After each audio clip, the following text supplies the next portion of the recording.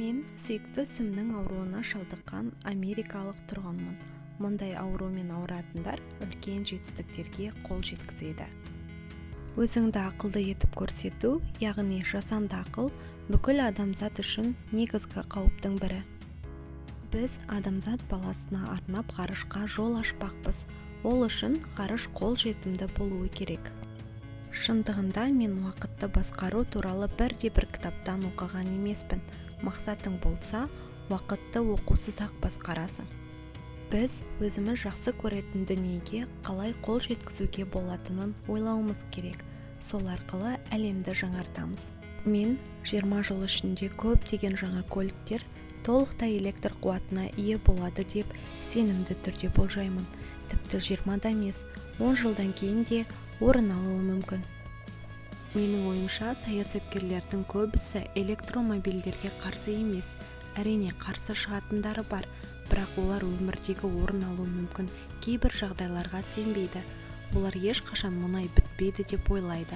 Жеңілу қалыпты жағдай деп айтпаңыз. Жеңілу қалыпты емес. Тек ойыңыз, идеяңыз шикі. Нақты идея ешқашан сәтсіздікке ұшырамайды. Осы күні көптеген ірі баспасөз құралдары бір ғана сұраққа жиі жауап іздеуге тырысады.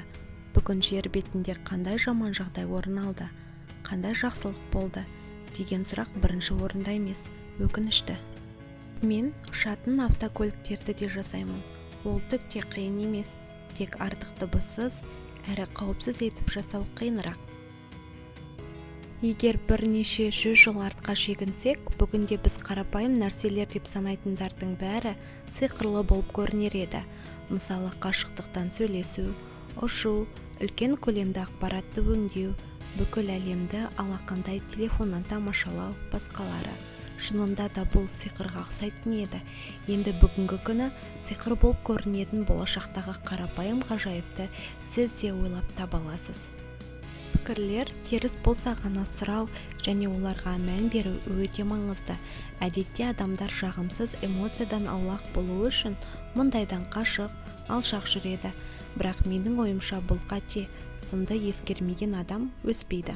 Ерте ме, кеш пе, әйтеуір бір күні өзіміз белгіленген шекарадан шығуға тура келеді. Немесе қоршаған тар, көкжиек шеңберімізді кеңейтеміз. Немесе өзгеріссіз өлуге мәжбүр боламыз. Егер сіз миллиондаған доллардың иесі болсаңыз, онда бұл сіздің өмір салтыңызды өзгертеді. Өзгелер сізге жағыну үшін өрескел өтірік айтады, бірақ маған олай ұнамайды. Қарапайым өмір сүрсем деймін. Сол үшін де мен күн сайын және демалыс күндері жұмыс істеймін. Бірнеше жылдан бері демалысқа шыққан емеспін. Көптеген ірі компанияларда ойлаудың орнына жұмыс үдерісіне қатты мән береді.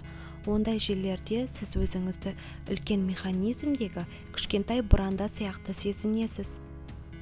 Шынымды айтсам, бұл жүйе аса ақылды емес, жарытып шығармашылықпен де айналыса алмайтын адамдарға арналған.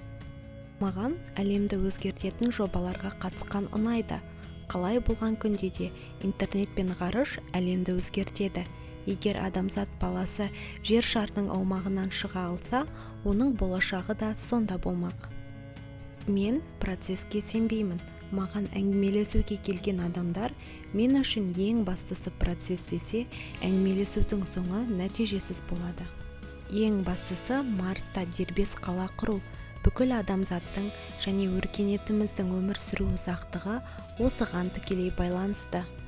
Егер бір нәрсе ойлап тапқыңыз келсе, физиканың принциптеріне сүйеніңіз.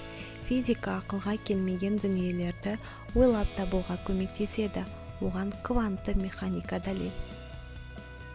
Құрама Штаттар зерттеушілер елі Америка адамзатқа түрлі жаңалықтар ашуға итермелейтін күш беріп отыр. Әлемді өзгерту сенің де қолыңнан келеді.